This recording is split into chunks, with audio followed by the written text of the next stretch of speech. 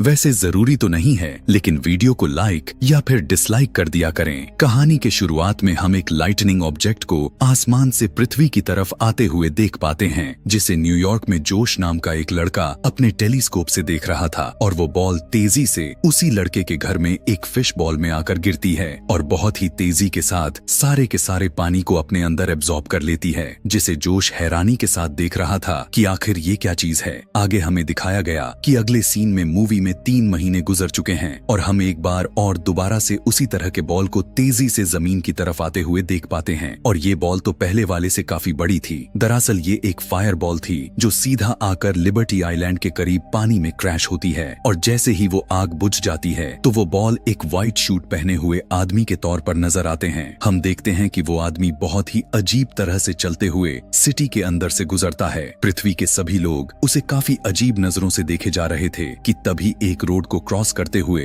वो एक कार से काफी जोर से टकराता है, लेकिन देखने को मिला कि उसे तो कुछ भी नहीं होता, बस उसके पैर अजीब तरह से मुड़ गया था और जैसे ही कार ड्राइवर उसे रेस्क्यू करने के लिए बाहर आती है तो उसी वक्त वो आदमी वहाँ से गायब हो जाता है। इसके बाद वो एक सुनसान सी जगह पर जाकर खड़ा हो जाता है और हम देख पाते हैं कि उसका कान एक गेट की तरह ओपन होता है जिसमें से एक टाइनी मैन बाहर निकलता है और वो एक रोप की मदद से उस सफेद कपड़े वाले आदमी के लेग्स पर आता है और वहाँ पर भी एक छोटा सा गेट था जो वो आदमी वहीं करीब लगे हुए बटन से उसे खोल देता है, जहाँ इसे बहुत सारे वायर्स डिफेक्टेड मिलते हैं और वो टाइनी मैन उसके लेग की वायर को रिपेयर करना शुरू कर देता है और यहाँ पर लेग को कंट्रोल करने वाला आदमी उसके ब्रेन के पास जाता है और यह सब कुछ देखकर हमें पता चल पाता है कि ये कोई आदमी या फिर कोई एलियन नहीं है, बल्कि ये एक पूरी की पूरी स्पेसशिप है जिसको 100 टाइनी मैन के साथ एलियंस कंट्रोल कर रहे हैं। हम जान पाते हैं कि इस शिप के सारे क्रू मेंबर्स को नंबर से इंट्रोड्यूस करवाया गया हुआ है, जिसमें क्रू नंबर 1 इस शिप का कैप्टन है और क्रू नंबर 2 उसका असिस्टेंट है और आने वाले टाइम में वो दरअसल कैप्टन ही नजर आने वाला है और क्रू नंबर 3 यहाँ के सिस्टम इंचार्ज है। शिप का कैप्टन उस शिप को कमांड बैग से कंट्रोल करता है। यहाँ पर हर बॉडी पार्ट्स को कंट्रोल करने के लिए वहाँ पर टाइनी एलियंस लगे हुए थे जो हर चीज हर काम का रिपोर्ट कैप्टन को करते थे। यहाँ पर रिपोर्ट कैप्टन को सिस्टम इंजीनियर की तरफ से बताया जा रहा था कि एक्सीडेंट की वजह से ये शिप काम नहीं कर रही, लेकिन अर्थ के 2-3 दिन के अकॉर्डिंग ये शिप पूरी तरह से ठीक हो जाएगा। शिप का ट्रैकिंग सिस्टम भी खराब हो चुका था और कैप्टन क्रू मेंबर्स को इसी सिचुएशन में मीटिंग के लिए बुलाता है, जिनके बातों से हमें पता चलता है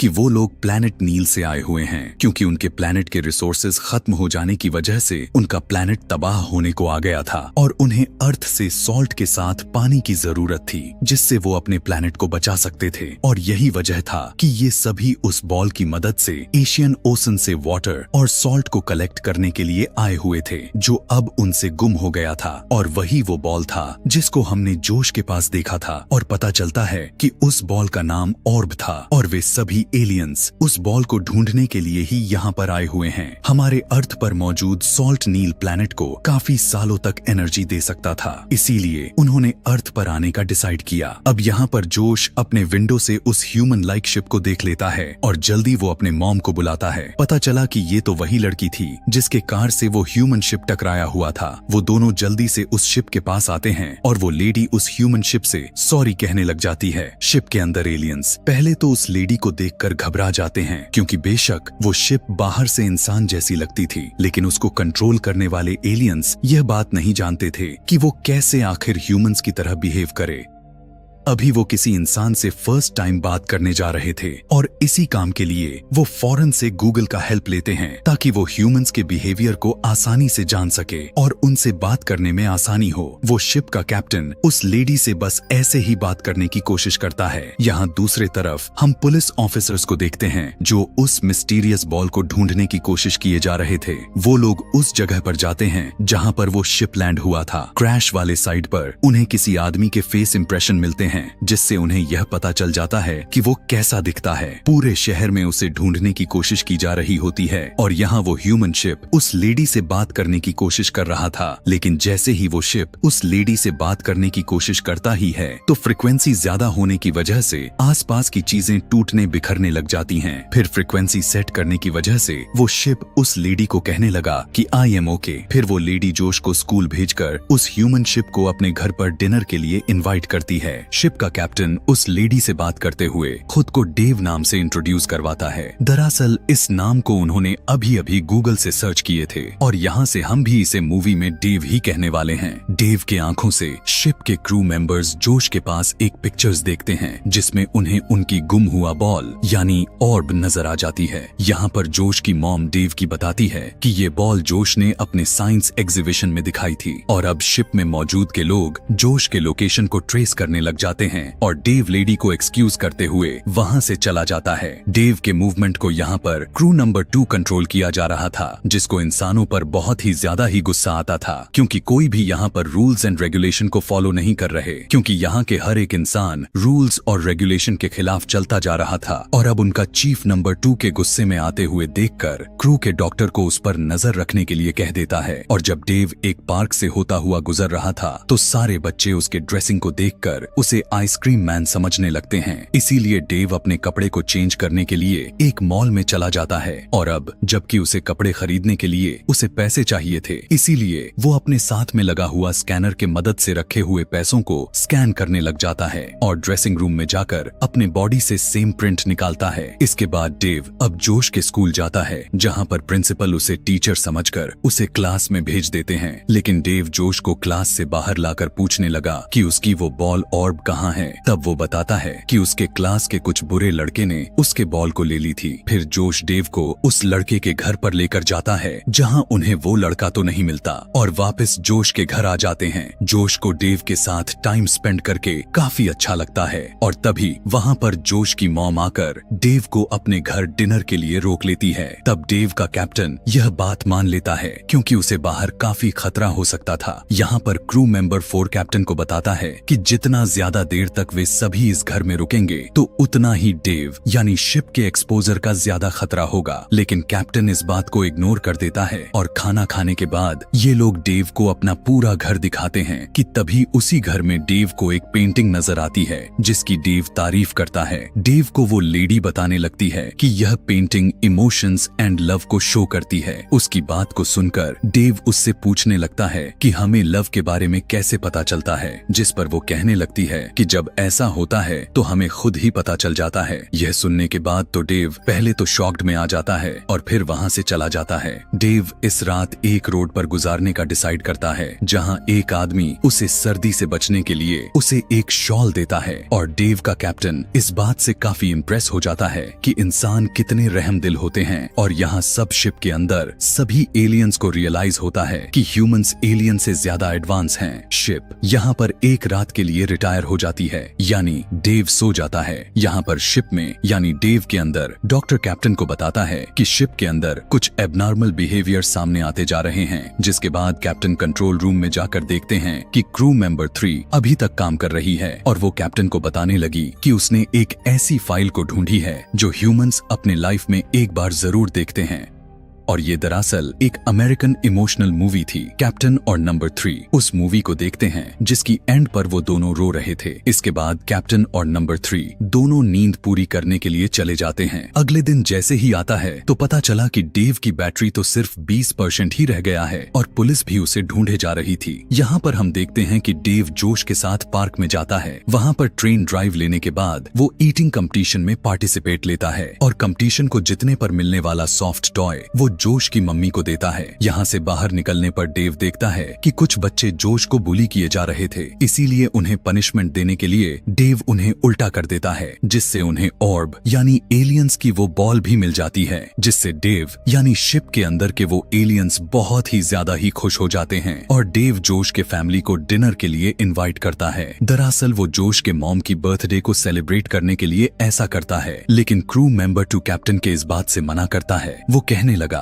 कि आखिर जब हमें अपना ऑर्ब मिल ही गया है तो हमें क्यों ना अपने मिशन पर वर्क करना चाहिए। लेकिन कैप्टन कहता है कि उन्होंने यानी जोश के साथ उसकी मॉम उस बॉल को ढूंढने में उसकी मदद की है, तो हमें जोश और उसके मॉम के लिए कुछ तो करना चाहिए। यहाँ पर इंसानों के साथ रह रहकर एलियंस के अंदर इंसानों की फीलिंग्स आती हुई दिखाई दे रही थी। किसी के अंदर एटीट्यूड आ चुका था तो किसी ने अपने शिप के अंदर ही डांस क्लब बना लिया था, लेकिन इधर नंबर 2 के अंदर गुस्सा और इमोशंस आ जाता है और नंबर 3 तो बहुत ही अच्छे लुक में ड्रेसअप हो जाती है क्योंकि वो कैप्टन के साथ डांस करना चाहती थी, लेकिन कैप्टन ऐसा करने से उसे साफ साफ मना कर देता है क्योंकि वो शिप यानी डेव को कंट्रोल कर रहा था। इधर डेव को भी दिखाया गया कि वो एक पार्टी में उस लेडी यानी जोश के मॉम के साथ डांस कर रहा था। यह देखने के बाद तो नंबर 3 उस कैप्टन से हर्ट होकर वहां से चली जाती है, लेकिन इधर शिप के बाहर पुलिस डेव को अरेस्ट कर लिया था और शिप के अंदर सबके बदले हुए बिहेवियर से नंबर 2 को तो अब और भी ज्यादा गुस्सा आने लग गया था और वो शिप आर्मी को अपने साथ मिलाकर वो सभी को अपने लिए काम करने को कहता है और सारे क्रू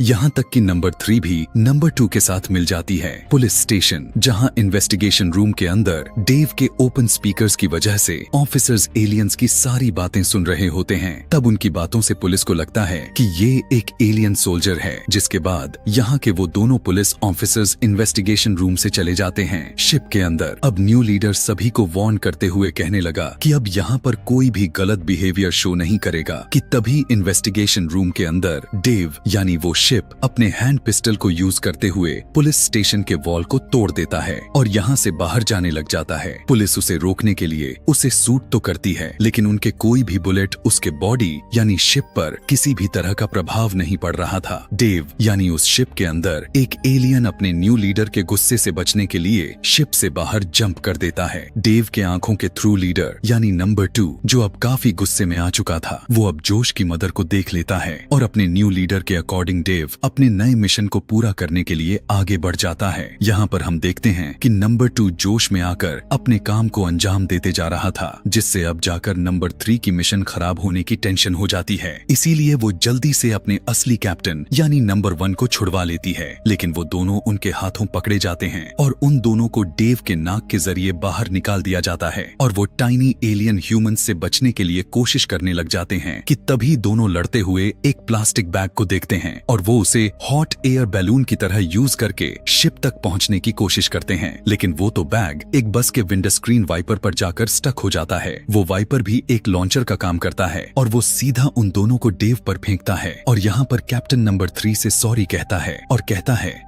कि अगर तुम मेरी इस ट्रिप में मेरे साथ ना होती तो शायद ये मेरे लिए इतना आसान ना होता। इसी दौरान वो दोनों डेव के अंदर यानी शिप के अंदर चले जाते हैं। यहाँ डेव यानी शिप एक कार को रोकती है ताकि उसे ज्यादा टाइम के साथ उसका एनर्जी वेस्ट ना हो और उसे लिबर्टी आइलैंड जाने के लिए कहती है। दूसरी तरफ जोश अपने मॉम से कहता है कि डेव ऐसे बुरे काम नहीं कर सकता और हमें उसके पीछे जाकर उसकी हेल्प करनी चाहिए। यहाँ पुलिस स्टेशन के अंदर पुलिस को वो टाइनी एलियन भी मिल जाता है जिसने डेव यानी शिप वाले कान के अंदर से जंप किया था, जिसे देखकर वो डेव का पीछा करने का ऑर्डर देता है। यहाँ लिबर्टी आइलैंड पर जाकर न्यू कैप्टन डेव को ऑर्डर देते हुए कहने लगा कि वो बॉल को यानी ऑर्ब को एक्टिव करके पानी में गिरा दे ताकि वो वहाँ से समुद्री सॉल्ट को कलेक्ट कर सके, लेकिन ऐसा करने से पहले ही वहाँ पर फर्स्ट कैप्टन भी आ जाता है और वो डेव को ऐसा करने से रोक देता है। और यहाँ डेव के अंदर यानी शिप के अंदर मौजूद सभी लोगों को बताया जाता है कि कैप्टन ने दोबारा से कंट्रोल ले लिया है, जिससे सारे के सारे क्रू मेंबर्स उसकी बात मान जाते हैं। लेकिन यहाँ पर शिप यानी डेव को जमीन पर गिरने से उसके हाथ से वो बॉल वाला ऑर्ब भी गिर जाता है और स्लीप होता हुआ होकर पानी में चला जाता है और अब जो नहीं होना चाहिए था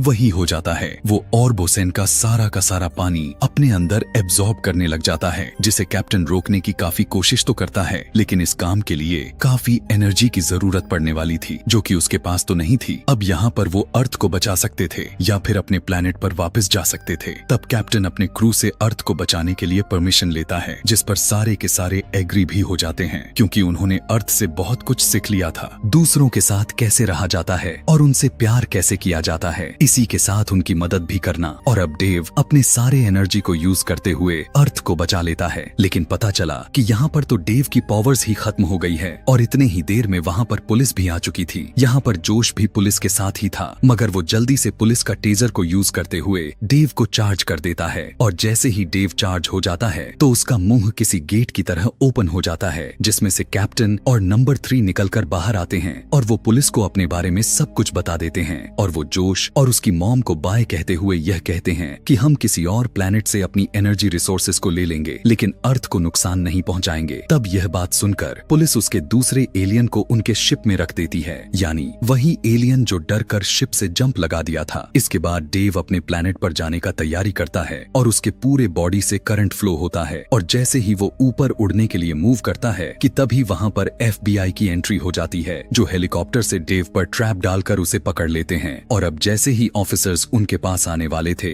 शिप के सारे क्रू मेंबर्स शिप के एक डिटैचेबल पार्ट यानी लाइफ बोट में इकट्ठे हो जाते हैं, जो कि डेव का शू था, और वो उस शू में लगा हुआ रॉकेट को स्टार्ट करते हुए वहां से चले जाते हैं। और यहाँ सबके सामने शिप के साथ नंबर 2 रह जाता है, जिसे वो लोग छोड़ गए थे। यहाँ लाइफ बोट में कैप्टन नंबर 3 को प्रपोज करता है और इसी के साथ ही ये मूवी, ये कहानी यहीं पर खत्म हो जाती है। ऐसी ही और भी मजेदार सी मूवी कहानी देखने के लिए कमेंट में नेक्स्ट लिखना ना भूलें। Thanks for watching.